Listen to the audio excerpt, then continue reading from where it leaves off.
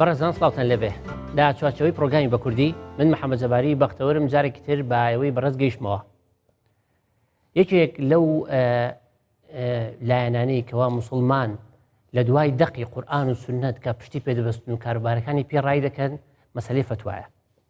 دیارە فتوا مێژووکی دوودێژ هەیە لە ئیسلامدا، بەڵام کاتێک ئیسلام تێکەڵ بە حکم و سیاست بووە بێگومان فتوایەکی تر هاتوتە ئاراوە کە ئەویش مەسەلەی فتوای سیاسیە. دیارە ئەم فتوای سیاسیە هەمیشە دژ بە نارە سیاسەکان بەکار هاتووە، هەروەها تەنانەت دژی خودی موسڵمانیش بەکار هاتووە، بەڵام لە بەرگی ئاینیدا. ئەم فتوایە دیارە نمونە زۆرن لە مێژوودا کەوا فتوای سیاسی بەکار هاتووە دژی خودی موسڵمان و دژی نەتەوەکانی تریش. ڕەنگە ئێمە خۆمان نزیکترین نمونەمان هەبێ یا بەرکەوتەی ئەو فتوایە بین کە لە کوردستاندا بەرامبەر ئێمە کرابێ. نزیکترین ئەو فتوا سیاسانی کە دژی ئێمە ئەنجام دراوە ڕەنگە دیارترینیان فتوای ئەنفال و ئەم فتوا سیاسی ئەم دوایە بوو کە داعش هێرشی کرد لەسەر هەرێمی کوردستان.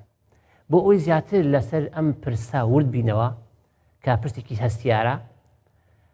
لەگەڵ زۆر بەڕێز مامۆستا عەبدوڕەحمان سدیق لەو بارەوە تاوتوی ئەم پرساکەین. مامۆستا سڵاو لێبێ، ئەم کاتە جامت باش بێ. هەڵبەت بینایی بەڕێز ئێمە وەک هەمیشە دیارە کۆمەڵێک میوانی بەڕێز لە ستودیۆ لەگەڵ ئێمە ئامادەیان هەیە کە پێکهاتوون لە قوتابیانی زانکۆی لبنانی فەڕەنسی، هەروەها قوتابیانی پەیمانگەی تەکنیکی بەشی ئایتی سۆران لەگەڵ ئێمە ئامادەیان هەیە کە هیوادارین بە سەرنج و پرسیارەکانیان بابەتەکەی ئێمە زیاتر دەوڵەمەند بکەن. ئێمە لێرە بە خێراتنیارەکەن بەخێر بن سەر چاو، خۆشحاڵی ئامادەبوونتان، زۆر سوپاستان دەکەین. بەڕێزان ئێستا گەرم لێ مامۆستا دووبارە سڵاو لە جەنابەت بێ. مامۆستا ئێمە باسی بابەتێکی زۆر هەستیارەکەین کە ئێمە لە مێژووی خۆماندا زۆرمان بینیوە، بەتایبەتی لەوەتی موسڵمان تێکەڵ بە دەسەڵات حکم بووە. دیارە ئەم فتوای سیاسی با بڵێن بوونی هەیە. سەرەتا ئێمە بێ لە جەنابەت بپرسین ئایا فتوای سیاسی چییە؟ چۆن فتوای سیاسی بناسینەوە لە فتوای ئاینیی ڕوت لێکیان بکەینەوە؟ بەناوی خۆی بەخشندەی میهرەبان. دیارە جاران فتوایەکە بۆ پێوتراوە فتوای شەرعی کە فتوا هەبێ سێ کوچکەیەکە، فتوامان هەیە و موفتیمان هەیە و مستەفتیمان هەیە. کە فتواکە چێ ئیدا مفتیەکە ئیدا، مفتی لە خۆی و قسە ناکە، ئەبێ یەکێک مستەفتی بێ، یعنی داواکاری فتوا بێ. من داواکاری فتوام لە تۆ مفتیت لە ئەنجامە فتوایەک بۆ منەدەی. ئەمە وەکو کەسێک وەکو تاکێک پێویستیم بە فتوایەکە لە تۆ بۆ ژیانی ڕۆژانەی خۆم شتێکی ئاساییە. ئەم ڕۆژ دەکرێت ئەبینی لە زۆربەی شوێنەکانی دنیادا بوونی هەیە، بەڵام کێشە لەوەدایە ئەمە بگۆڕێ بۆ ئاستێکی تر، بگۆڕێ بۆ ئاستی سیاسی. یعنی بەو مانایەی کەسێک پرسیار لە کەسێکەکە ئەو کەسە فتوایەکەدا گەلێکی پێ لە ناوە بە، یان لایەنێکی پێ لە ناوە بە، یان مەزهەبێکی دیکەی پێ لە ناوە بە، یان حیزبێکی دیکەی پێ لە ناوە بە. ئەم فتوا سیاسیە زۆر خەتەرە، چونکە لە ڕاستیدا خۆی بۆ چوونە سیاسەکە ئامادەیە بۆ ئەوەی کارەکە ئەنجام بدە، بەڵام نایکا لەبەرەوەی ڕێپێدراو نییە ئەچێت بەرگێکی ئاینی. کەواتە ئەمە خراپترین شێوازی بەکارهێنانی دینە بۆ سیاست، کە ئەمە کوشتەی دەستی ئەوین لە ژیانی ڕۆژانەمان، وەکو نمونەی ئەنفالت باس کرد کە ئێمە نزیکی ئەو یادین ئێستاکە. کەوا بێ ئێستاکە فتوای سیاسی لەم حاڵەتەدا بەردەوامی هەیە، یعنی ئێمە بۆ باسیەکەین لەبەرەوەی بەردەوامی هەیە. ئەو بەردەوامیش بێگومان هۆکاری هەیە. هۆکاری چییە؟ هۆکاری ئەوەیە چێ پەنا ئەباتە بەر فتوای سیاسی، چێ پەنا دەباتە بەر فتوای سیاسی. ئەگە بڕوانیتە کورد لە کووردا فتوای سیاسی نییە، ئەوەندە ساڵە کورد شەڕی ناوخۆی هەیە، دوو حیزب لەگەڵێکا شەڕەکە، تەنانەت لایەنێک ئیسلامیشە لەگەڵ لایەنێکی دی شەڕەکە، قەت پەنەی نەبردوێتە بەر فتوای سیاسی. بۆ چونکە کورد لە نێو خۆیدا دەزانێت پاکە، کورد دەزانێت نابێت دین ئیستیغلال بکە بۆ مەسائلێکی سیاسی. حیزب و لەگەڵێکا شەڕەکە و هۆکارەکان هۆکاری چۆنەڵێ بەرژەوەندیە، بەڵام کورد ئەو کارە ناکە. بەڵام ئێمە بەداخەوە گەلانی دەوروبەرمان 500 ساڵ 600 ساڵی دەوڵەتی عوسمانی کردوێتی، سەفەویەکان کردویانە، بە هەمان شێوە عەرەبەکانیش کردویانە. بۆچی ئێستاکە لە نێو هەموو ئەم گەلانەدا زیاتر ئەوەی کە پەنا بۆ فتوا ئەبا گەلی عەرەبی دەوروبەرمان، عەرەبی بە عێراقیشەوە تەبان، ئەمانە هەمیشە پەنا بنە بەر فتوا، چونکە من چۆنەڵێ پێشینەیەکی لە مێژینەیان هەیە بۆ ئەم کارەکە دەیکەن. ئەو گەلانەی کە پەنا بنە بەر فتوا گەلانێکن لە ڕاستیدا فتوایانی چی؟ ئەچێتە سەر بارودۆخێکی ڕابردوو فتوایەکی کۆن دێنێتەوە بەسەر ئێمەیە جێبەجێیەکە بە مانایەکی تر. کەواتە لە ڕاستیدا هۆکارەکانی پشتبەستنی گەلانی دەوروبەرمان بە فتوا ئەچێتەوە سەر خانەی ئەوەی ئەڵێن ئەو گەلەی ئایندەی نەبێ، ئەو گەلەی ناومێت بوو بێ لە ئایندە و لە ئێستای پەناباتەوە بەر ڕابردوو. دۆسێری عەرەب کە قەت ئایندەی دیار نییە. ئێستاشی ئەوە ئێستاکەیەتی ناچار هەر باسی ڕابردووە با پیرانمان وا بوون ئێمە وامانە کرد ئێمە ئاوا بوون ئێمە مسلمان بووین لە سینەوە هیچیان نییە شانازی پێوە بکەن لە سینەوە تا مەغریب ئێمە ڕۆشت بووین لە ئەوروپا بووین لە ئەندەنۆسیا بووین ئەم ڕابردووە لەو ڕابردووە چی ڕوویداوە فتووە چیان بەیە کردووە خەڵکیان سەر بڕیوە خەڵکیان بردووە ژنی خەڵکیان ڕفاندووە خەڵکیان سەبی کردووە غەزوی خەڵکیان کردووە پەلاماری وڵاتانیان داوە هەموو ئەمانە بە فتووا کردویانە هەموو ئەمانە پەنایان بردووەتە بەر فتوایەکی سیاسی ئێستا ئەو گەلە ئێستا نەوەکانی ئەو خەڵکانە کە ئایندەیان دیار نییە و ئێستاشیان هیچە پەنابەنەوە بەر ئەو ڕابردووە ئەچن لە نێو کتێبەکانە شتی سەیر و سەمەرەمان بۆ دەرەهێن و ئەیکەن بە فتووا دژ بە ئێمە بەکاری ئەهێنن وەکو لە نمونونەکانە ڕەنگە باسی بکەم خاڵی دۆمەوەیە کە چێ پەناباتە بەر فتووا ئەو گەلانەی کە دەقەکانی ئێستا ئەخوێنەوە بە چاوی مردووەکان ئێستا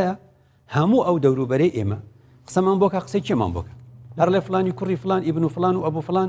1000 ساڵ لەمەوە بەروای گوت ئەی بابە ئەی تۆ چیت ئەی عەقلی تۆ لەکوێیە ئەی قسەکانی تۆ لەکوێیە بۆچی هەموو پەنابەنە بەر فلانی 1000 ساڵ لەمەوە بەر بوو چەند سەد ساڵ لەمەوە بەر کەواتە جارێکی تر کەسانێک کە لە ئەمڕۆدا دەژین ینی لەگەڵمانن لە یەک شوێندا بەستە زمانی ئێمەدا ناژین لە ڕابردوو دەژین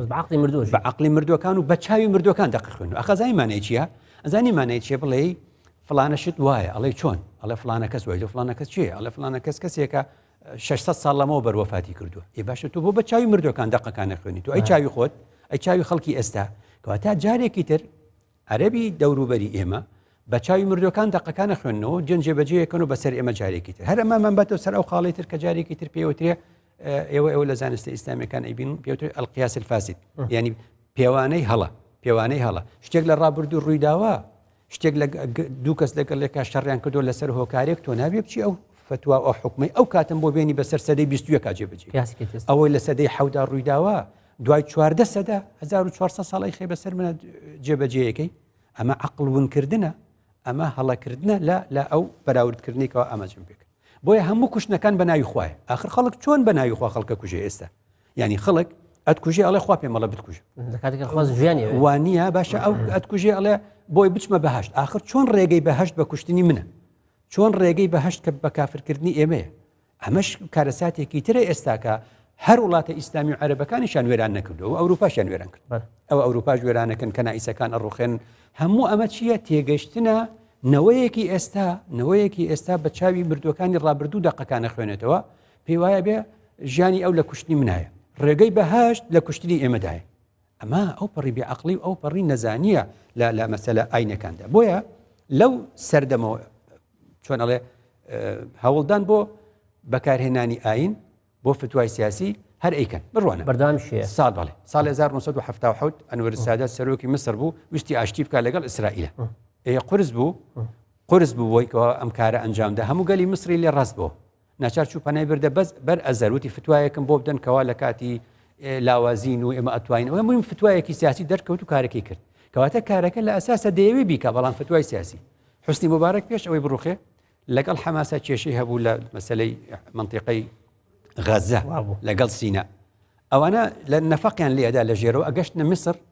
ئەگەشتنە سینا بۆ ئەوەی قاچاقوشت بێنن ئەم فتوای ئەوەی داکەوە کۆنکریتی بکە یعنی ئەرزەکە هەڵکەنێک دیوارێکی کۆنکریتی بەرێتە ئەرزەکە بۆ هیچ نەفەقێک نەتوانێت هیچ تونێڵێک نەتوانێت بیبڕێ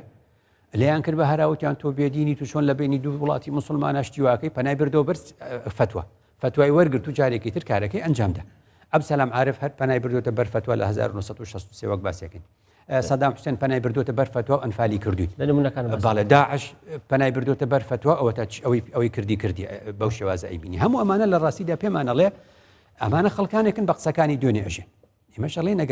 ئەگەر گشت قسەکانی دوێنێ بە کەڵکی ئەمڕۆ بێ ئەگەر گشت قسەکانی دوێنێ بۆ ئەمڕۆ بێ کەواتە ئێمە لە دوێنێ دەدژین ئێمە لە ڕابردوودا دەژین لە ئێستا ناژین بۆیە من بە بەردەوامی ترسم هەبووە لەسەر ئەوەی کە ئەم شتە دێتی ڕەمان ئەم نامیلکەیم بۆیە هێنا 2004 ئەکا چەند ساڵ لەمەوبەر 16 ساڵ لەمەوبەر ئەمەم نووسیەوە لەسەر ئەنفال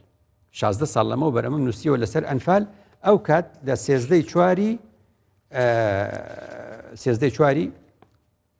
2001 لە کۆتایەکەیە ئەمەم گوتووە کە ئەم ترسەی ئێستا هەمە ئەو کات 2 ساڵیش سەدام مابوو هێشتا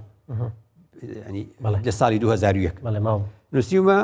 پرۆسەی سەربازی بەناو ئەنفال یا ترسناکترین جینۆسایدی سەدەی 20 یا کورتقڕان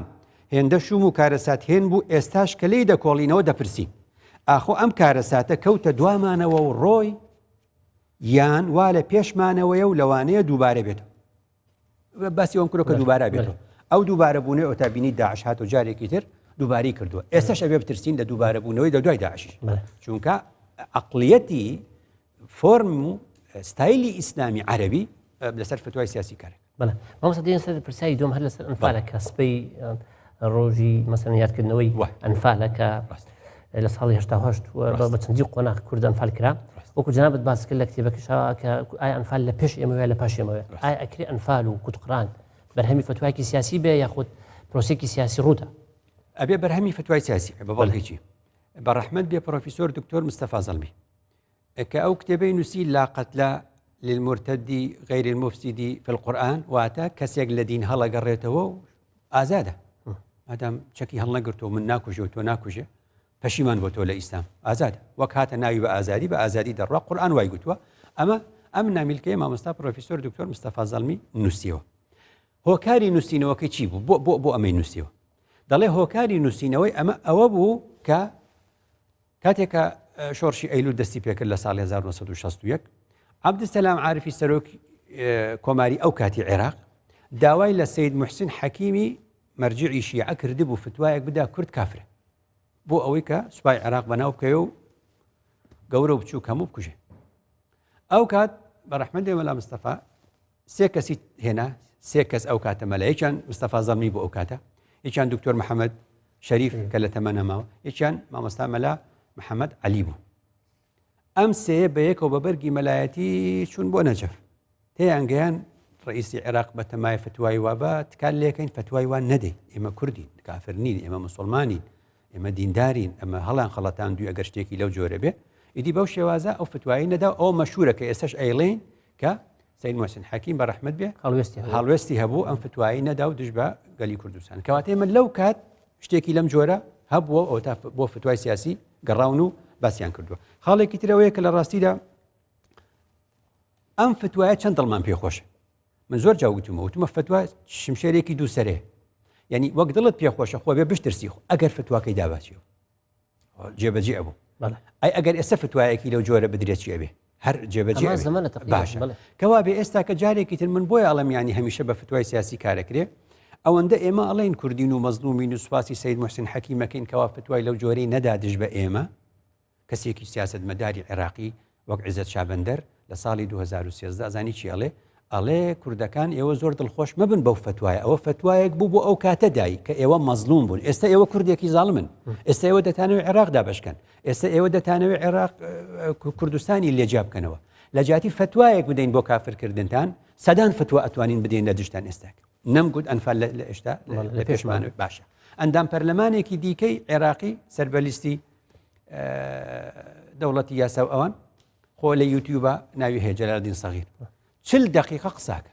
شتێک هەیە لە دینە ئەڵێن ڕۆژە لە ڕۆژان دنیا خۆشە بێ و ئیمامی مەهدی دێ و عەدالەت دروستە بێ و ئەوە شتێک هەندێک کەس بڕای پەیوەندە بڕای پێێنێ بارحەڵ باسەکەم لەوێنێ باسەکەم لەوەیە ئەو بە 40 دقیقە ئەڵێ ئەو کوردە مەزلومەی کە منەڵم ئەم کوردە مەزلومەی کە دڵی خۆشە ڕۆژە دنیا خۆشە بێ و ئیمامی مەهدی دێ و خەڵک کەوێتە خۆشیەوە ئەو بە 40 دقیقە بۆمانە سەلمێنێ ئەڵێ ئەم ئیمامی مەهدیە ئەو ڕۆژەی کە دەرێکەوێ یەکەم شەڕی ئەیکا لەگەڵ کوردە ئەمە فتوانیە ئەڵێ بۆ ئەڵێ کوردی پاها بزانە چەند فتواکە سیاسیە ئەڵێ کوردی پارچەکانی دیکە ناچێت شەڕبکە لەگەڵ کوردی تورکیا و سووریا و ئێران لەگەڵ کوردی عێراق شەڕک ئەمە فتوای سیاسی ڕێک لە قالبێکە بۆ ئێمەی دروست کردوێتەوە کەواتە بە بەردەوامی ئەم جۆرە فتوایانە حازری زۆری هەیە و ئەتوانی ئێستا هەموو لە یوتیوبە بی تەماشای کرد بەڵێ مامۆستا ئێمە باسی ئەو فتوایانەمان کرد و باسی ئەوە بەڵام خاڵێک هەیە باسی ئەوە بکەین کە ئایا کە ئەو کارەساتانە چین کە بەسەر کورد هاتوون لە ئەنجامی فتوایە ئێمە زۆر کارەساتمان بەسەراتەوە بەڵام ڕەنگە هەمومان هەست بۆ نەکەین کەەوە لە ئەنجامی فتوا ئەوە بەسەرمان هاتووە باش ئەوەی کورد بەشێکی بالادەم دێمەوە سەری بەڵام بە شێوازێکی گشتی هەموو فتوایەکی سیاسی دەرەنجامی هەیە هەموو فتوایەکی سیاسی دەرەنجامیە دەرەنجامی یەکەمی جینۆسایدە دەرەنجامی یەکەمی جینۆساید و لە نێوبردنی گەلانە قەتڵ و عامکردن و گەل قڕانە کە ئەکرێ چونکە تەواوی ئەو گەلانەی دیکە ئەگەر لە سەردەمەکانی سەدەکانی ناوەڕاستی شۆبێ کەنیسەی کڵێسای سەدەکانی ناوەڕاست فتوایاندا بۆ خاچەڵگرەکانی خۆیان پەلاماری ئەم دەوروبەرەیاندا تایبەت نیە بە ئیسلامی ڕاستە جارێکی تر عوسمانیەکان فتوایاندا دژ بە سەفەویەکان فتوایاندا دژ بە تورکە عوسمانیەکان ئیدی تا ئەگەیتە ئەم سەردەمانی ئێستا کەوەکو باسم کرد دەوڵەتەکان لە دژیەک فتوای سیاسی بەکارن بەڵام دوجار چێ لە نێو دەچێت گەلان لە نێو دەچێت چونکە لە فتوای سیاسیە قوربانیەکت پێویستە قوربانیەکت پێویستە کە گەلی بەرامبەرە گەلی بەرامبەر کافرەکەی بۆی لەن ئاستی کوردی شابین لە کوردستانی ڕۆژهەڵاتی شافتوای لەو جۆرە دراوە و خەڵکێکی زۆر لە کوردانی ڕۆژهەڵات چەندیان ساڵ لەمەوبەر ئەوی جارێکی تر تووشی قەتڵ عام بوون کوردستانیش هەر بە هەمان شێوە لە شێوازێکی ترش لە تورکیا بە شێوازێکی تر لەم ساڵانەی دوایی فتوای تا ڕادەیەک نزیک بە سیاسی ینی ڕەنگە زۆر تۆخ نەبوو بێ بەڵام بە هەمان شێوە ئەو قسە و باسە دەکرێت یعنیگەر هیچیان دەست نەکەوێ ئەڵەن کورد بێدینە ئەڵێن کورد کافرە لە کاتێکدا لە خودی دینە کافر شەڕی لەگەڵا ناکرێت خۆ تۆ شەڕت لەگەڵ کافرانی هەموو قورئان تەماشاکە کەی شەڕی کوفر و مسلمان هەیە کەی شەڕی کافر و ئیسلام هەیە شەڕ لە بینی دوو لایەنە فإن انتهوا فلا عدوان إلا على الظالمين چه پەلامارتەدا ئەوەی پەلامارتەدا خواکە شەو ڕۆژتەری لەسەر بەرماڵە بێ کە پەلاماریدایە بێت دیفاع بەرگری لە خۆت بکەیت کەواتە خاڵی یەکەم گەلانە خاڵی یەکەم گەلان لە نێو دەچێت ئێمەش ئێستا کامەشە دەڵێن 4500 گوند و ئەوەندە هزار کەس و 182,000 مەبەست لە پرۆسەی ئەنفالە اینجا بڕۆ بۆ بارزانەکان اینجا بڕۆ بۆ فەیلەکان هەموو ئەمانە بەسەرێک و کۆکەرەوە ئێمە لەم 100 ساڵە کەمتر لە 100 ساڵی بە زۆر بەیەکە و لەکاندنی ئەم کوردستانە بەم عێراقەوە تووشی ئەم حاڵەتانە بووینە هەرەوە جارێکی ترمان باتە سەر ئەوەی کە لە ڕاستیدا وێڕای مەسئلەی چۆنەڵێ لە ناوبردنی گەلان مادام فتواکە سیاسیە بە ناوی دینەوە ئەکرێ خودی دین لە کەدارە خودی دین جارێکی تر دین خۆی بەتەوە قوربانی یعنی وەختی دین بەکارە هێنرێ لە ئەنفالە بۆ جایەکردنی بۆ لە نێوبردنی گەلی کورد دین خۆی بێتەوە قوربانی تەواوی ئەو کەسەی کە تەواوی ئەو خەڵکانەی کە بەهۆی ئەو پرۆسەیە بە نێوی ئاینەوە لە نێو دەبرێن ئەبێتە مای هەڵگەڕانەوەی لە دین یا بڕوا پێنەکردنی من دڵنیام ئێستا لە نێو کوردی خۆمانە خەڵکانێکی زۆر ناخەوە دژ بە ئاینن نایڵێ لەبەر هۆکارێک من حەزمە کرد ئازادی هەبووە بیگوتایە بەڵام بۆچی ئەو دژایەتێ دروستە بێت چونکە خێری لە دین نەدیوە هەر کاتێک کە دیوێتی ئێمە هاتوونەتە سەرمە مەم شێوازە من تەمەنم لە 4 ساڵ بووە کاتێککە ئەو حرس قەومی و هاتوونەتە سەرمان و باوکیان گرتووم و بردویانە و هەر بەم فتوایە نەبووە کەواتە ئەمە هەمووی لە زاکیرەی ئێمەدا بوونی هەیە لە زاکیرەی هەموو تاکێکی کووردا بوونی هەیە کە چۆن دینداری کوردی لە فۆرمێکی هەمیشە ئینسانیە لە فۆرمێکی هەمیشە پاکە لە فۆرمێکی هەمیشە چاکە لە فۆرمێکی هەمیشە جواندایە بەڵام ئەبینی دینداری عەرەبی دینداری گەلانی دەوروبەرمان دینداریەکە بۆ ناشرینکردنی دین و جۆشیان لێ نییە ناشرینی دارەمانە سزای خۆیان لە ڕۆژی دوای بین خەڵێکی ترێبێتە مایەی ئەو ململانێ مەزهەبیەی کە هەیە ئەرێشیا ئەو سونە چیان بە یەکتر نەکردو 2006 و 7 و 8 وانی ئەو بە درێل سەری یەکتر کوونەکەن ئەو سەری ئەو لێکاتەوە ئەو سەری ئەو سەرە بڕێ مزگەوتەکانی یەکتر مزگەوتەکانی یەکتر ئەسووتێنن قورئانەکانی یەکتر ئەسووتێنن وانە کەواتە ئەم هەموو بارودۆخی کە لە عێراقی ئێستاشا ئەیبینی هەرچی سونەیە هەڵدێ لە دەستیان و دێ بۆ کوردستان ئەوەی شیعە لە دەستی سونە هەڵدێ هەردێتەوە بۆ کوردستان جارێکی تر ئەوەی مەسیحیە هەردێتەوە بۆ کوردستان جارێکی تر ئەو بۆ بوو بەلانکەی چونکە خۆی لە سەردەمی نوحەوە ئێرە ڕانکەی دووەمی مرۆڤایەتیە ئێرە سەنتەری دیموگرافی هەموو جیهانە لە دوای نوحەوە کەواتە جارێکی تر ئەم سیراع مەزهەبیە بۆ لە کوردستان نییە مەگەر کورد سونە و شیعی نییە هەمانە بۆچی ئەو شەڕ بۆ ناکەین چونکە لە ئاستێکی بەرزتر بیرەکەینەوە هەردوو لامان کوردین ئێمەوە کوردین ئیتر حەقمان بەوە نییە مەزهەبمان سونەیە شیعەیە فتوای سیاسیش نادەین لەبەرەوە بە ئاسانی لەگەڵ یەکدا دەژین هەر لە یەکیش ناپرسین تۆ سونە یا شیعی هەر لە یەک ناپرسین تۆ شافعی یا حەنەفی ئەم بابەتانە لای ئێمە نییە چونکە کێشەی بۆی لە عێراق چۆن قساکرێ گوترێ عێراق لە سێ پێکاتە پێکاتوە ناوترێ کورد و عەرەب بیاون تا کورد و عەرەب و تورکمان ئاشووری باش بوو ئەڵێن عێراق پێکاتوە لە سونە و شیعە و کورد دوو پێکاتی جیاوازن هەردووکشان عەرەبن بەڵام ئەوان سێراعەکە ئاوا ڕۆشتووە چونکە بە فتوا دژ بە یەک فتوایان داوە ئێمە بۆیە ناهێڵین لە کوردستان هەمیشاڵین کێشەکەمان کێشەی نەتەوایەتیە بۆ ئەوەی تووشی ئەو ئیشکالیەتە نەبین تووشی ئەم کێشەیە نەبین هەر ئەمامان باتەوە بۆ سێراعێکی سیاسی جارێکی تر ئەرێ ئێستا لە نێو خۆیاندا بۆ چوونە حیزبە سیاسیەکانی عێراق بۆچی شەڕیانە ئەگە باسی مەزەبیمان کرد سونە و شیعە بوو ئەی دەوڵەتی یاسا بۆ لەگەڵ تەیاری سەدری شەڕێتی هەردووکیان بۆچی لەگەڵ مەجلیسی ئاعلا شەڕیانە بۆ ئەوە مەگەر لە یەک مەزهەبیشن چونکە سێ لایەنی سیاسی جیاوازن سێ لایەنی سیاسی جیاوازن دەبینی فتوای جیاواز بۆ یەکترەدەن فتوای جیاواز ئەو فتوادا ملیۆنێک کە زێتە سەر شەقام پەلاماری ئەوی ترەدا ئەوش فتوایەکی سیاسی دەرەکات دژ بەوی دیکە کەواتە جارێکی تر سراعی سیاسی دروستە بێتەوە تاوای لێدی ئەگوترێ ئەوەی بچێ بۆ ئینتیخابات بێشەرعی کردووە نابێ بچێ لایەنێک ناچێ خۆی ئەوەی بچێ بۆ ئەوەی نەچێ گوناحبارە بێ ڕۆژی قیامەت پرسیاری لێکرێ ئەمە هەڵەیەکی گەورەیە بێنێتە ناو کەلتوری ئێمە و تۆ بڵێەوەی نییە بۆ ئینتیخابات ڕۆژی قیامەت پرسیاری لێکەنەوەی دەنگ بە ئێمەدا ڕۆژی قیامەت خواست زایە ئەمانە ئەمە قسەی بێمانایە هەڵبژاردن پرۆسەیەکی سیاسیە و مافە ئەرێک نییە لە یاسای هەڵبژاردننی عێراقدا مافێکە لەبەرەوە کاتێک کاچێ بۆ سیراعی سیاسی ئەو ئیشکالە دروستە بێ لایەنێکی سیاسی ئەم ڕۆچێتە حکوومەت ئەڵێ ئەوەی تر ئەوەی کاچێتە ئۆپۆزیسیۆن ئەڵێ ئەو بچێتە نێو حکوومەتەوە ئەوە مداهەنەی کردووە و لەگەڵ حکوومەتە ڕۆیشتووە و بەشدارە لە گەندەڵی ئەو قسە و باسانە ئەمی تری شەڵ ئەوەی بەشداری نەکا لەم کاتە ناسکەدا ئەوە ئەرکی خۆی جێبەجێ نەکردووە بەیانی ئەوە بێتەوە بە ئۆپۆزیسیۆن ئەو قسەیە کاتەوە ئەمی ترە چێتەوە ئەو قسەیەکە ئەمە غەڵەتە سیاست پرۆسەیەکی مرۆیی دنیاییە بۆی بیر و بۆچوونێکمان هەیە ئەمڕۆ دەیگۆڕین بەیانی دەیگۆڕین ناکرێم یاریە بەدین بکرێ ناکرێ ئەم گەمەیە بەدین بکرێ ڕۆژە لای معارەزە بێ و ڕۆژە لای ئەوی دیکە بێ و ڕۆژە لای دەسەڵات بێ و ڕۆژە لای ئۆپۆزیسیۆن بێ لەبەرەوە جارێکی تر ئەمەش هەر گرنگە جارێکی تر ئەمەش گرنگە لە هەرێمی کوردستاندا تووشی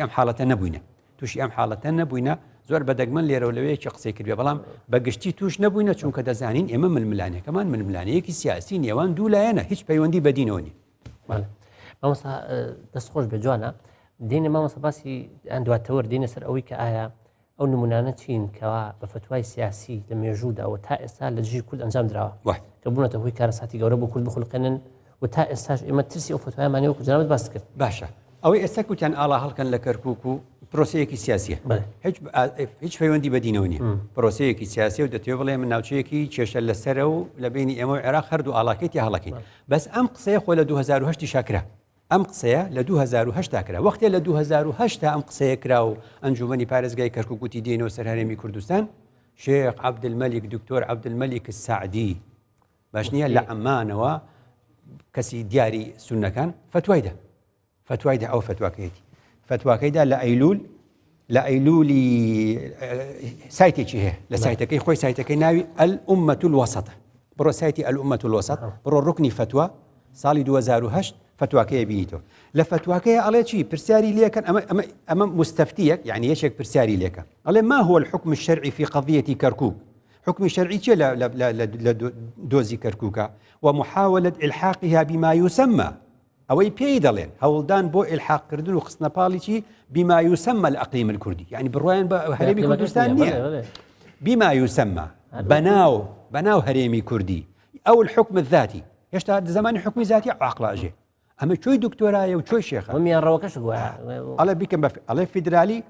دعوة إلى تقسيم العراق وتجزئته إلى دولات ئەمە دعوەیەکە بۆ تەقسیمکردنی عێراق برادر تۆ بێت دەستوری عێراق خوێنیتەوە دەستوری عێراق ئەڵێ جمهوریەت العێراق جمهوریە اتحادية ديمقراطية ئێمە تو ئاگار لە دەستور نییە فتوای وعدەی ئەڵێ والأديان كلها هەرچی دین هەیە والمذاهب على اختلافها حرشي مذهب هي بجواز يكانيوا تحرم هذه الدعوة وتقف ضدها باشا تو شلون بناوي هم دينا كانت الوقساكي تو تنيا كسيك دانشتو لعمان شو زاني هم دينا كانت الوالن شو زاني هم مذهب كانت الوالن بوشي حرام باسي فدرالي بكي ودستوره من ربطي بحلال وحرام والنية إن جاء عليه محافظة بشتى بالي محافظة لمحافظة جاب كيتو بارزجاك أما حرامة هرم برادر العراق دانش زماني صدام حسين نجفي لكربلاء جا كردوا لصالح حفتاونو كردي ببارزجاك جاوز أي برادر تو كان لشوبي العراق ولا أنبار دانش بوشي فتوى واد نادر أو كصدام تصهر ماتوي بردو تشيتري بردو سامراي بردو كردي ببارزجاك ناوينا محافظة صلاح الدين لحفتاونو أجدروس كده إيه باش أو كاد وانا تقول أما جائزنية ونابي بارتش لا بارتش بكيتو السبب إيمي نقبت أما مبوبة فتوى باسنة جدود دولة عربية هي بو كواتتو تواني للروي سياسي بزور والله مي أما بأساني بيتو بالله كاك جان مفتي دستورنية دستور مفتية دستوري العراق على العراق فيدرالية تعبره دو أم سنورانه خوا كردنين خوا لأسمان وبارزجاي كركوشي سنور بدانا نوا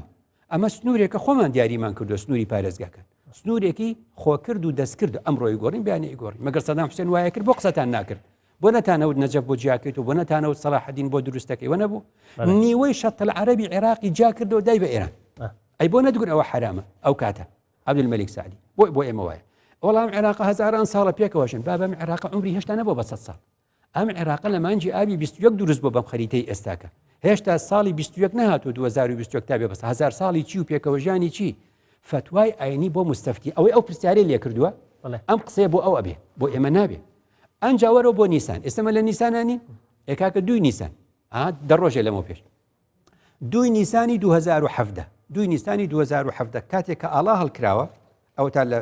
لبيجكي خوي مفتي جمهورية العراق يعني مفتي كوماري العراق شيء الشيخ الدكتور مهدي بن أحمد الصميدعي على شيء لساعات حوت 5 دقيقة كمي أوارد ديناوة لدوي نيساني أمصال على يك بارشي خاكي عراق بيروزة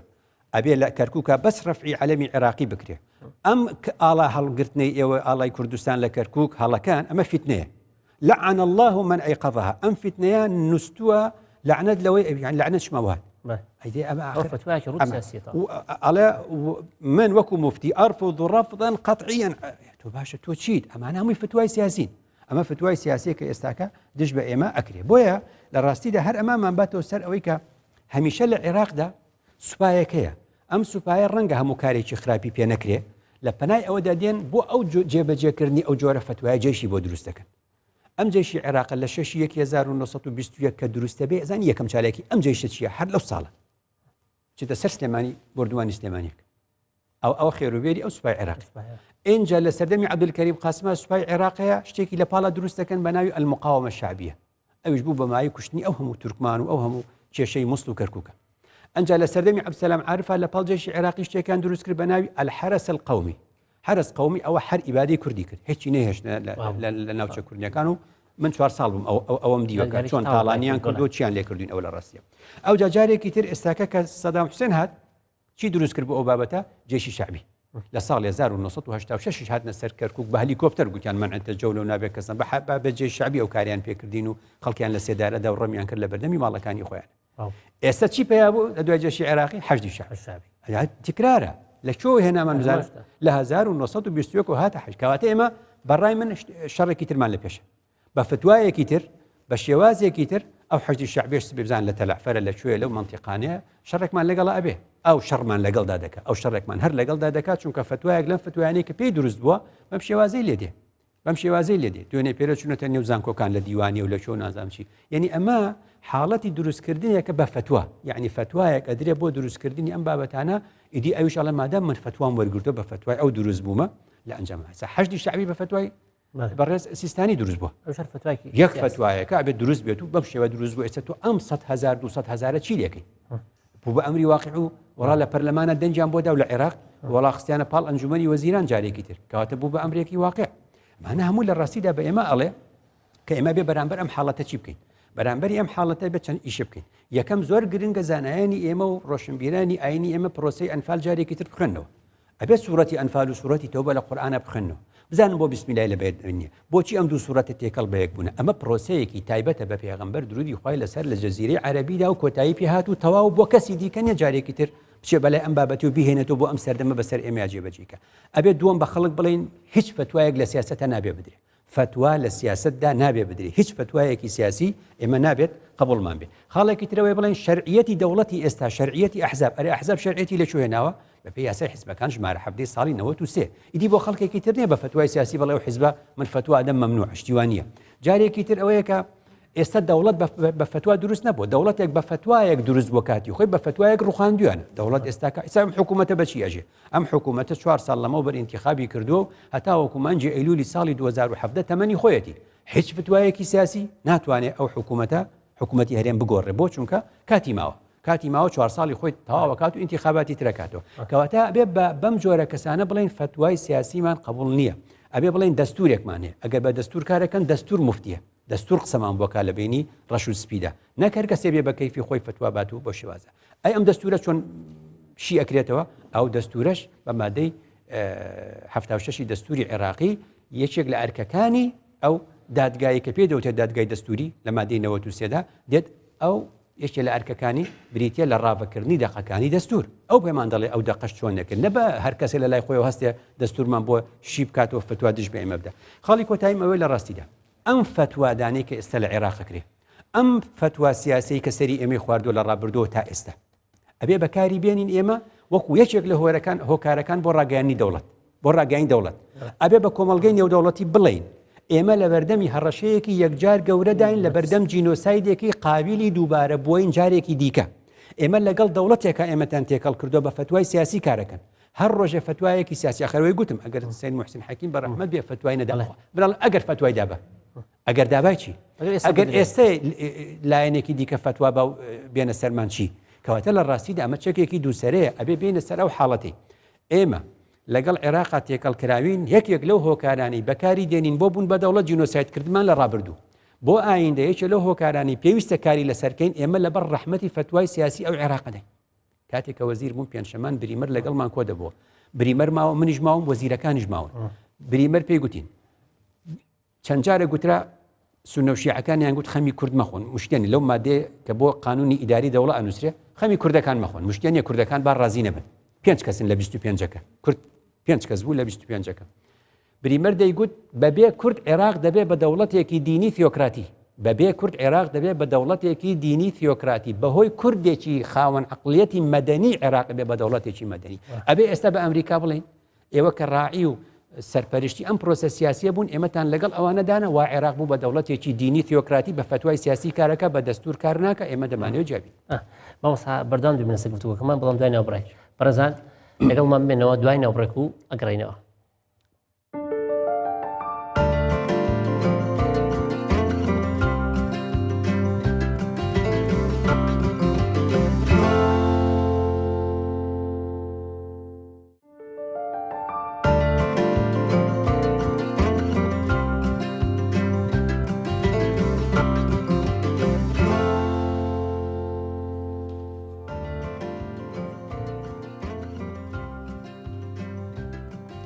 بەڕێزان دووبارە سڵاو بەردەوامی لاسەر پێشکەشکردنی پرۆگرامی بە کوردی ئێستا چنە لای میوانە بەڕێزەکانمان کە وەکوتم ئاماژەم پێدا کە پێکهاتوون لە قوتابیانی لوبنانی فڕەنسی وهروەها قوتابیانی پەیمانگای تەکنیکی سۆران بەشی ئایتی دووبارە سڵاوتان لێبێ سوپاستان دەکەین پێمان خۆشە لە چوارچێوەی ئەو پرۆگرامی کە باسمان کرد ئەو تەوەری کە دەستشانمان کرد و مامۆستا ئاماژەی پێدا و قسەی لەسەری کرد پێمان خۆش هەر کەسێ پرسیارێکی هەیە یاخۆ سەرنجێکی هەیە تێبینیەکی هەیە توانین چوارچێوەی پرسیارێکە بخاتە ڕوو مەشتۆمارێکین و هیواداری بتوانین گفتگو لەسەر بکەین هۆکارچی هەموو فتووە سیاسیەکان لەسەر کورد جێبەجێ دەکرێن دەست خۆش بێ بەڵێ فەرموو بۆچی هەم لە مێژوو هەم لە ئێستاش کوردستان یانی سەرکردەکانی کورد خاون فتوایەکی سیاسی نین بۆ ڕاگەیاندنی دەوڵەتی کوردی هەم لە ئێستا و هەم لە ڕابردووش بەرنامەکەتان لێکەم بەخێر بێ سەر چاو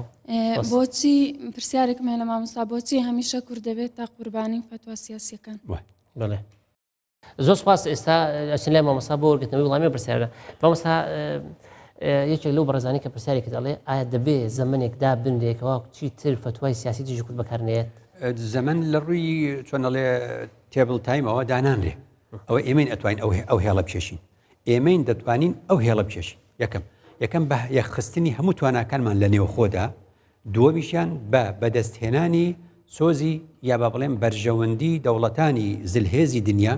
بۆ ئەوەی کە پاڵپشتیمان لێ بکەن بەم دووە بە هێزی یەکریزی نێوخۆ لەگەڵ بە بەدەستهێنانی چۆنەڵێ سۆز و بەرژەوەندی دەوڵەتانی زلهێز بۆ ئێمە دەتوانین سنوورێکدا بنین بۆ ئەم فتووا سیاسیانە دەتوانین سنوورێکدارین بۆ ئەم فتووا سیاسیانە بۆ نمونە یعنی بەرژەوەندی لەکوێ دەرەکەوێت بۆ نمونە یعنی داعش وەختێک کە نزیک بووە گەیشتە مەخمور ئیدی دەیەوێت پەلاماری هەولێربا لە لێدوانی ئۆباما بۆ یەکەم لێدانی فڕۆکەکانی ئەمریکا لە داعش دوورخستنەوەی لە هەولێر ئۆباما چی گوت ئۆباما گوتی بەشداربوونی ئێمە لە دوورخستنەوەی داعش و لە لێدانی دوورخستنەوەی لە هەولێر دوو هۆکاری هەیە هۆکاری یەکەم خەڵکێکی ئێمە لەوێدا دەژین لەوێ کاریان هەیە ئەوە ئەکاتە بەرژەوەندی چۆنەڵێ پاراستنی جانی هاوڵاتیەکی ئەمریکی لە هەرچوی دنیابێ بە پێی دەستور دەبێ بیپارێزین دوو ئەو ئەزمونەی کە لە هەرێمی کوردستاندا هەیە ئەزمونێکی سەرکەوتووە لە پێکەوە ژیانی هەموو بیر و بۆچوونە جیاوازەکان و مەزهبە جیاوازەکان و ئاینونەتەوە جیاوازەکان شایانی ئەوەیە دیفاعی لێ بکرێ و بەرگری لێ بکرێ و بپارێزرێت کەواتە ئەمە پێمان دەڵێت لە ڕاستیدا ئەوە ئێمەین لە نێو خۆدا بەمانەوەمان لەسەر تێگەشتنی کوردانەمان لە ئاین ئەم تۆلێرانس و تەسامح و ئەم چۆنەڵێ تێگەشتنە جوانی کە کورد هەیەی بۆ ئاین و ئەم بەیەکەوە ژیانە و ئەم مۆزاییکەی کە لە کوردستانە دروستمان کردو بێ بیپارێزین ئەم بەیەکەوە ژیانە و پاراستنی لە ئاستی نێو خۆدا سۆز و بەرژەوەندی دەوڵەتانی زلهێزمان بۆ دێنێ ئەوان دەتوانن یارمەتیمان بن بۆ شێشانی هێڵێکی سوور لە بەرامبەر هەموو فتوایەکی سیاسی کە لە بەرگێکی ئاینیدا دژ بێ ئامادە بەڵێ ڕەنگە بامۆستا پێشکەوتنی زەمن و کاتیش بۆ کۆمەلگاکان ئەوە بێ کاریگەری فتوازە کەمتر بێ ئەو کۆمەلگانە ئەوش ڕەنگە زەمن دەورێکی هەبێتەوە بڵێ مامۆستا پرسیارێکی ترش ئەوش ئەوەیە هۆکاری چێکەوە فتوای سیاسی دژی کوورد دەدرێت ئەوە جەنابەت ئاماژەت پێدا بەڵام هەر پرسیار کرا پێمانش خۆش جەنابەت بە درێژایی مێژوو ئەگەر بڕوانیتە ڕۆژهڵات ناسەکان و بڕوانیتە واقعیش بە شێوازێک لە شێوازەکان کورد هەموو ڕۆژهڵات ناسان دان بەوە دادێنن گەلێکی ئازای دان بەوە دادێنێن تەنانەت سوپای یۆنان کە بە کوردستانە تێپەڕ بۆتەوە جارێکی تر تێکشکاوە دەستی کوردەوە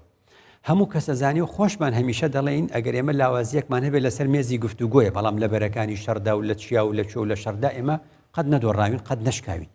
لەبەرەوە لە بەرامبەری کووردە هەمیشە دوژمنانی ئێمە لە فێڵێک دەگەڕێن دوژمنانی ئێمە لە چۆنەڵێ هۆکارێک دەگەڕێن بۆ ئەوەی کە خەڵک بتوانێت دژ بە ئێمە شەڕ بکە هەمیشە زانیومانە برادەرمان هەبووە لە زانکۆ ئەزانین کە ئەوانە چۆن ئەژنۆیان شکاوە کاتێک کە دەڵێن کوڕەکانمان سەرباز و دەینێرنە چیاکان بۆ شەڕی پێشمەرگە دەزانن لەگەڵ پێشمەرگەدا شەڕیان بۆ ناکرێت دەزانن ئەو داستانەی یا باوڵم ئەو ئەفسانەیە کەوا داعش دروستی کردبوو هێزێکە قەت تێک ناشکێ و سوپای عێراقی هەموو تەفر و تو ناکرد و هەمووی والێکردن هەڵبێن بەرەو ئەم ناوچانە و هەموو سوپا و چۆنەڵێ هەموو چەک و جبەخانی خۆیان تەسلیمی داعش کرد ئەو ئەفسانەی پێشمەرگە شکاندی کەواتە لێرەدا خەڵکێک بێوێ خەڵکێک بە گژی کووردا بکە هەمیشە ئەگەڕێ بۆ فتوایەکی سیاسی ئەگەڕێ بۆ فتوایەکی سیاسی لە قالبێکی دینیە بیدۆزێتەوە ئێمە پێکافرکە ئێمە بکاتە مەزەبێکی دیکە ئێمە بکاتە دێو و درنجێک ئێمە بکاتە شتێکە بۆیە بینی لە بەداخەوە لە نێو تەفسیرەکانی قورئانە لە ئاڵقەیەک لە ئاڵقەکانە باسمان کرد ناشرینکردنی وێنەی کورد لە ڕوانگەی ئاینیەوە کە باسمان کرد بەداخەوە مەسعودیەک ئەڵێ کورد ئەسڵی جنە بۆ چونکە ئەبینێ ئەم ئازایەتێ دەبینێ ئەم سەرما و گەرمایە نازانێ بە ڕەنگاری هەموو ئەم دژمنە بۆتەوە گوتوت ئێمە لە بەشەر ناچن ئەمانە دیارە مەبەستم چییە؟ مەبەستم ئەمە حیفە ئەم جۆرەشتانە دوور لە زانستی لە نێو کتێبەکانی تەفسیر و فەرمودەدا هەبێ ئێمە بەو شێوازە تەماشا بکەن ئەم ناو ناتۆرانی کە خراوەتە پاڵی ئێمە لە ڕوانگەی هەموو چی ئاینەوەی لە ڕوانگەی ئاینەوەی بۆیە عەرەب زۆری پێکردوین فارس زۆری پێکردوین تورک زۆری پێکردوین لە ڕێگەی فتوای ئاینیەوە بەڵام ئەوە هەر ئێمە بووینە کە نەچوینێتە ئەو ساحەیە ئێمە نەچوینێتە ئەو گۆڕەپانە وەکو ئەوانمان نەکردووە بۆیە ئەبینی تا ئەم ساتە وەختەش بە عەمەلی جوانترین نمونەی ئاین پەروەری و جوانترین نمونەی ئاینداری ئاینی کوردە بەڵێ مامۆستا هەر پرسیارێکی ترەیە و بەڕێزا پرسی ئایا پێت وایە فتوا هەر لە بواری سیاسیا درێت بوای دین شاتەمەە درێت ناباسی لە هەرێمی کوردستان هەرێمی کوردستان خۆشبەختانە لیژنەیەکمان هەیە پێوتێ لیژنەی فتوا لە یەکێتی زانایان ئەم لیژنەیە هەیە بۆ ڕایکردنی کاروباری خەڵکە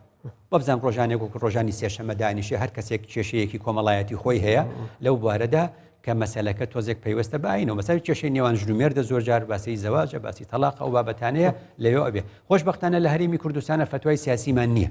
فتوای سیاسیمان نییە یعنی ڕۆژە لە ڕۆژان ئەو هەموو شەڕی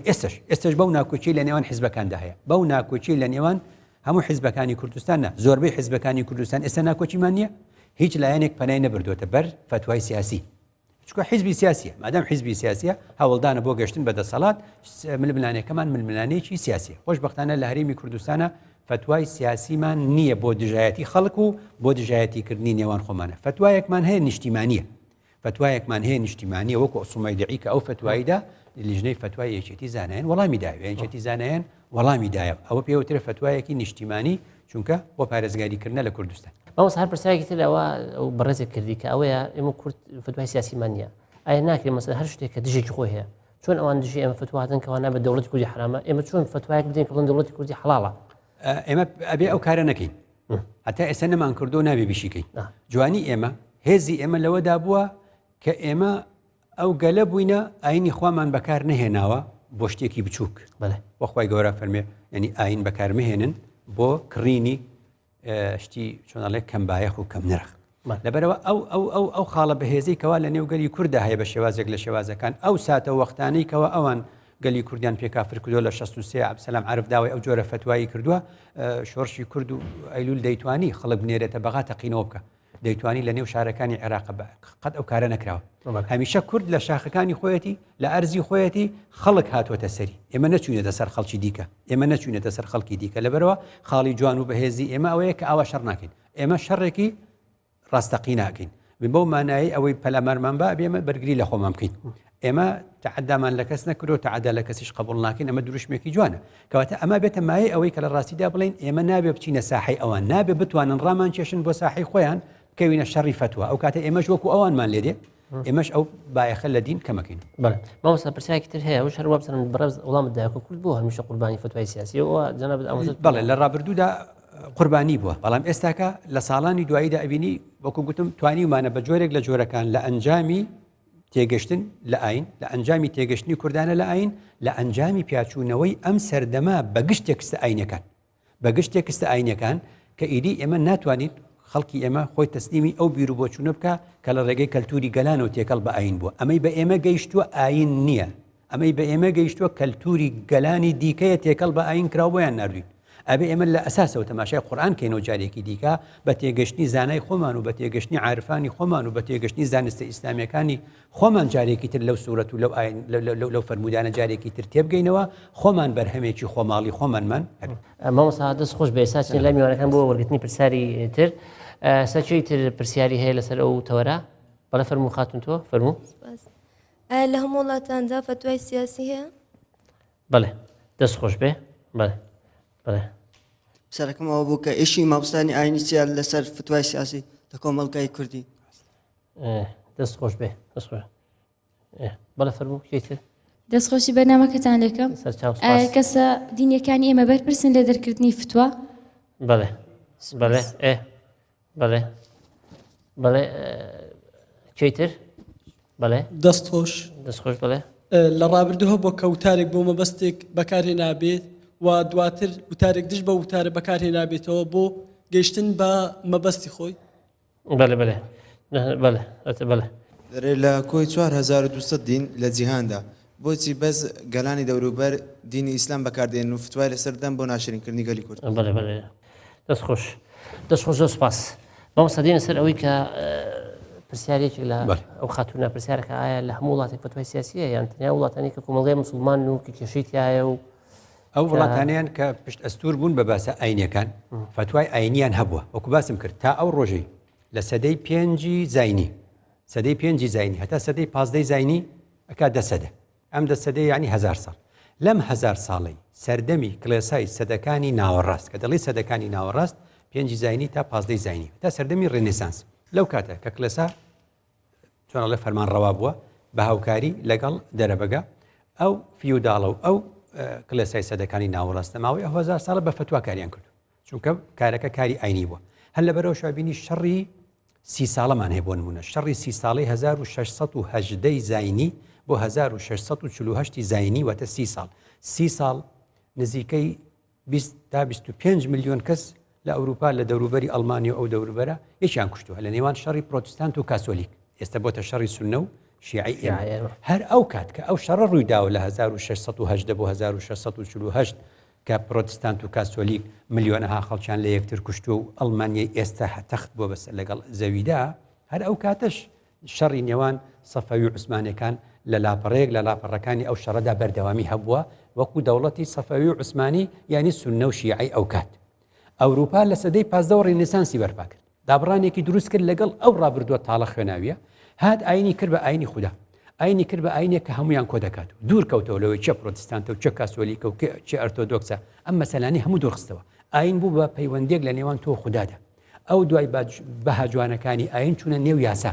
بەهاجوانەکانی ئاین چوە نێو یاسا ئیدی دەسەڵاتێک نەما بە ناوی دەسەڵاتی ئاینیەوە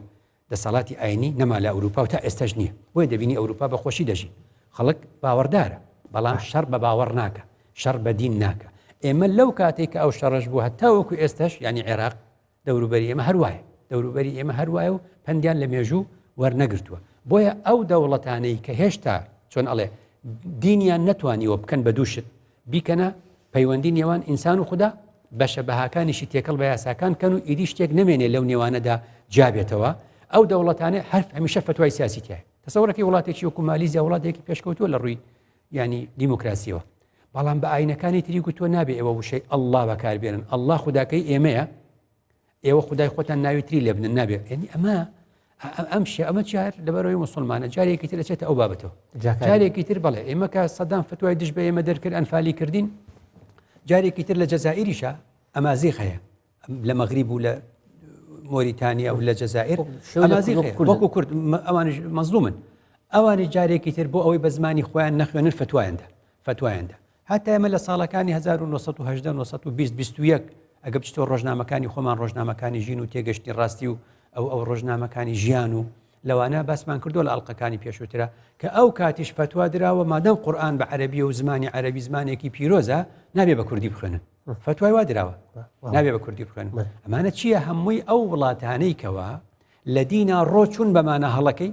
لە دینا ڕۆچون بەمانە کلاسیکەکەی هەمیشە فتوایان بەدەستەوە وەکو چەکێک بەکاری دێن هەموو کاتێک بەڵێ مامۆستا پرسیارێکی تر هەیە کە پێم خۆشە بیکەم ئەوش ئەوەیە کە سیاسەکان فتوایان ئەوێ بۆ ئامانجی سیاسی بەڵام ئەم فتوایە لە ڕێگای ینی ناوەندی ئاینیەوە یا لە ڕێگەی کەسە ئاینەکانەوە دەکەن بۆ کەسە ئاینەکانە چن ژێر ئەو بارێکەوە ئەم فتوا سیاسی دەکەن ئەم تاوانە گەوری ئەنجام بدرێت ڕاستە ئەبێ خۆی لە ڕاستیدا ئەمە بکەین ینی فتوا دوورکەینەوە لە سیاست فتوا ئەبێ دوورکەینەوە لە سیاست فتوا لەو بابەتانەیە ئەوە ترەیە وەکو خوا لە قورئانە باسێکە یەستەفتونەکە قل الله یفتیکم ینی ئەمانە چییە هەمووی لە بابەتەکانی وەکو پێڵێن باری کەسێتیە یعنی فتوای شەرعی زیاتر لە باری کەسێتیە لە باری کەسێتی و پەیوەندەکانی کە زیاتر لە ڕووی کۆمەڵایەتیەوەیە بۆیە زۆر گرنگە هەموو کەسێک کە لە بواری ئاینیدا کارەکە و زانای ئاینیە خۆی بە دوور بگرێت لە فتوای سیاسی چونکە خۆی دوشتە ئاینەکە جێگیر و نەگۆڕە فتوا چییە؟ فتوا لە کتێبێکە ئیبن القەیم بەڕەحمەت بێ ئەڵێ إعلام الموقعين عن رب العالمين يعني كفتوى دابدين يعني كأنه تو موقع يعني كأنه إمزاد كردو لبري خدا چونك خدا قرآني هيو بيغمبر فرموده هي تو أو دو كوكي تو قصيك درهيني الله يكردنا بزماني خوي بخوينه كأنه بناوي خدا لجاتي خدا توقيع كردوها أمبر يا رداو باشا كأمبر يا ردات تو أخوة أمي قبولها فرمي ومن آياته خلق السماوات والأرض واختلاف ألسنتكم وألوانكم خدا قلتي 7,000 زمان لە دنیادا هەیە هەموو زمانەکان خواکردن خدا دروستی کردوون هیچ زمانێک لە زمانێکی دیکە باشتر نییە عەرەبی بە حیاتی لە زمانی کوردی چاکتر نییە لە ڕووی بڵێ فەزلی باشترە عەرەبی ئینگلیزی لە کوردی باشتر نییە لەبەرەوە زمان هەمووی خواکردە لەبەرەوە ئەو کەسانە هەڵە دەکەن کە دێن نەگۆڕێک لەگەڵ گۆڕاوێکا تێکەڵەکەن سیاست شتێکی گۆڕاوە ئەمڕۆ قسەیەکە بەیانی قسەیەکە ئەمڕۆ دوو حیزب یەک خائینەکەن بەیانی هەردووکان دەبنەوە نیشتیمان پەروەر ئەی تۆ ئەو کاتە فتوە ئاینەکە چی لێکرد لە جاتی خدا فتوە داوە بە زۆر هەڵەیە دەبێت فتوە تێکەڵ بە ئاین نەکرێت تێکەڵ بە سیاست نەکرێت بەڵێ مامۆستا بەڕێزێکی تر پرسیارەکە کە شوێنێ بووە کە فتوایەک بدرێت دواتر فتواکە هەڵوەشێت زۆر دووبارە هەڵوەشەکەەوە دلیل لەسەرەوەی فتوایەکی سیاسیە سیاسیە ڕاستەکە وەکو چی وەکو گوتمان لە ساڵ 1963 سەرۆک کۆماری ئەوسای عێراق عەبدسەلام عارف داواکە وڵێ کورد کافرە و بەڵێ ئێوە ئەبێ بکوژرێن باشە داوای فتوای واکەوانە ێ باشە دوای 7 ساڵ لەگەڵ حکوومەتی عێراقا ئەو کات کافری نەکردوین پێمان ناڵێ ئێوە کافرن چونکە چەکتان هەڵگرتووە لە دژی حکوومەت باشە کە بەیان نامە و ڕێکەوتنامەی 11 ئازار دێ 1970 ئەو کاتە ئاشتە بینەوە وانە کە ئاشتە بینەوە جارێکی تر ئەو کاتە ئەم قسانە هیچی نامێنێ ئەو کات کە بەیاننامەی ڕێکەوتنامەی 11 ئازار بوو ئەو کات یان گوزمانی کوردی نابێ و ئەو شێوازانە ئەو کات هەر لەناو خوێندن نابووین من لە بیرمە ساڵی هەفتا پۆلی سێ سەرەتایی بوو تامانجی سێ عەرەبیمان خوێندبوو هەر بە پەلە کتێبی کوردی تەبع کرا و چاپ کرا و هێنرا ئەوە لە چی ئەوی تر لە چی کەواتە فتوا سیاسیەکان ئەگۆڕێن ئەو ڕۆژەی کەوا دوو لایەن شەڕیانە یەک کافرەکەن بە فتوای سیاسی بەیانی کە ئاشتە بنەوە ئەبنە برە ئەیوادە هەر لە دەستوری عێراقی شاڵێ الکورد والعرب شورەکە في الوطن يعني سەردەمی عەبدولکەریم قاسم پێشتر ئەم قسەیە نەبووە کەواتە بەڕاستی حیفە هەر کەس چێتە ژێرباری ئەوەی فتوای سیاسی بات یان دین بەکاربێنێ بۆ دژایەتیکردنی چۆنەڵێ بۆچوونێکی سیاسی مامۆستا بەڕێزێکی تر پرسیارەکەڵێ بۆ لە کۆی 4200 دینە دنیادا بەس بۆ ئێمە ئەو فتوا سیاسی بەکاردێنین ئایا بۆ لە شوێن تر ئێستا فتوای سیاسی بەکار نایەت بەس مسلمان زیاتر پەنای بۆ لەبەرەوەی ئاینەکانی تر ئەم قۆناغیان تێپەڕاندووە ئاینەکانی دیکە ئەم قۆناغیان تێپەڕاندووە چونەتە حاڵەتێکی تری پێکەوژیان یعنی هەر ئەم ژمارە ئاینەی تۆڵێت و ئەم هەموو ژمارە زمانەش کە ئەیڵێ لە وڵاتێکی نزیکەی ملیار مرۆڤدا وەکو هندستان ئەو خەڵکەی کەوا هەندێک یعنی تر هەموو شتێک ئەپەرسترێ هەموو ئاینێکرد لێوە دەسەکەوێ وانە ئەو جا بە پرۆسەیەکی دیموکراسی و بە هەڵبژاردنێک ئەڕۆن و چۆنەڵێ پۆستەکانیان لە نێوان خۆیان ڕێخستۆ جارێکی تر لەو شوێنانەدا ئەم فتوا سیاسیانە بەکار ناهێنرێ بۆ چونکە ئەو قۆناغیان تێپان لە ئەوروپا لە ئەمریکا خۆ خەڵکەکە مەسیحیە خەڵکەکە پرۆتستانتە کاسۆلیکە ئەرتۆدۆکسە لە رووسیا و لە ڕۆژهەڵاتی ئەوروپا بەس بەکاری ناهێن چونکە مارانگاز بوون کە زانیان فتوای سیاسی چ خوێن ڕشتێکی لە دوایە ئەخرەکە شەڕی من و تۆ شەڕێکی سیاسی بێ زۆر ئاسان شەڕەکەین زۆر جار ڕوویدا و دوو دەوڵەت شەڕەکەن لەگەڵ یەکە هەموو مانایەکی تایە بەس کە شەڕەکە بوو بە دینی وەک شێوازی داعشی لێدێ ئیتر ئەکاتە کارەکاتە سەربڕین و ڕفاندنی ژن و حرامکردنی چۆنە لە حەڵالکردنی ماڵی خەڵکو و تاڵانی و دزی و هەموو شتێک ئەبێتە حەڵال هەموو ئەو شتانەی کە حرام کراوە لە خودی دینە هەموو بە فتوای سیاسی جارێکی تر حەڵال دەکرێتەوە بۆیە ئاینەکانی تر عاقڵ بوون ئاینە پەیڕەوکارانی ئاینەکانی دیگە عاقڵ بوون پەیڕەوکارانی ئاینەکانی دیکە عاقڵ بوون ئەو قۆناغیان تێپەڕان چوونە قۆناغێک کە هەموو شتەکانیان بردەوە ئاستی خۆی ململانەکان ململانەی سیاسین و شتەکانیش لە چوارچێوەی یاسادا دەبێت ڕێکخرێت هەموومان لە بەردەمی یاسادا یەکسان بین ئەوەی کە جیهانی ئیسلامی تێیدا دەژی و لە خراپترین حاڵەتیدایە و 57 دەوڵەتی ئیسلامی لە ناخۆشترین و ڕەشترین ڕۆژەکانی خۆیدا دەژی ئەوەیە کە نەدین تێگەشتووە نەیاسا تێگەشتووە بۆیە پاناباتە بەر فتوای سیاسی نە ئایندەی هەیە نە ئێستای هەیە بۆیە دەچێتەوە سەر ڕابردوو لە ڕابردوودا ڕابردوومان بۆ دێنێتەوە لە جاتی ئەوەی کە شتە جوانەکانی ڕابردوو ئەگەر هەبێ بیهێنێ بۆ ئێستا بە ئێمە دەڵێ وەرنەوە ڕابردوو مەگە داعش ینی چی مەگەر تێگەشتنی دواکەوتوانەی هەندێک لە ئیسلام ناسان ینی چی کە پێمان دەڵێ ئەبێ جلوبەرگی ئەو سەردەمە لە بەرکەیت و هەڵسو کەوتی ئەو سەردەمە بکەیت و وەکو ئەو سەردەمە بژی ئەمە مانای چیە ئەمە مانای بردنەوەی ئێمە لە ئێستەوە بۆ ڕابردوو هەموو ئەم جۆرە تێگەشتانە دەبێت جێگەی نەبێتەوە لە نێو کوردە دەبێت جێگەی نەبێتەوە لە نێو تێگەشتنی جوانی کوردانەی ئاینانە تێگەشتنی کوردانە بۆ ئاین تێگەشتنی عارف و زانایانی کورد کە گوتم تێگەشتێکی جوانە تێگەشتێکە لەسەر حوسن و جەمال تێگەشتێکە لەسەر مرۆڤ دۆستی تێگەشتێکە لەگەڵ ژینگە پارێزی لەگەڵ پاراستنی جوانەکان ئەمەش دروشم نییە شعار نییە مەشروعە لە کوردستاندا بەڕاستەقینە هەموو ئەمە دەبینی کە بۆچی 1,800,000 خەڵک لێرە ئاوارە بۆ لێرە دەژێ دەڵێ کامپەکان بەجێ بێ لە بڕۆرە و بەری چەپی موسە ڕزگار بووە لە کامپەکانی ئێرە خۆشترە لە بەری چەپی موسڵ ئەو سەپرسیارێک لە چوارچەوەی ئەو وڵامەکانی جەنابدا ئەو شەوەیە مەسەن دوو فتوا هەیە دژی یەک مسلمان باوەڕی بە کامی بکات ئایا مسلمان بۆ ئەچێتە ژێر باری فتوایەکەوە چۆن ینی وشاری بۆ دروست بێت ئەو فتوا ڕاست نییە فتوایەکی سیاسیە هیچیان قبول ناکەین هەر فتوایەک هەر فتوایەکی ئاینی چۆ بوارێکی سیاسی ئیشی پێ ناکەین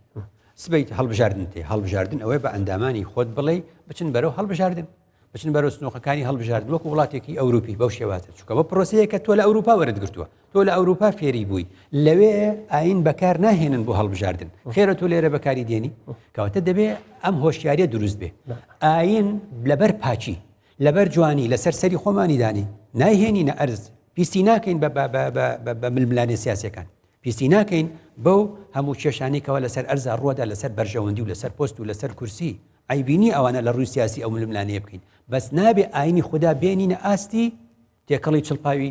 بۆ چوون و ململانە سیاسەکانی خۆمانی بەڵێ بەمەسا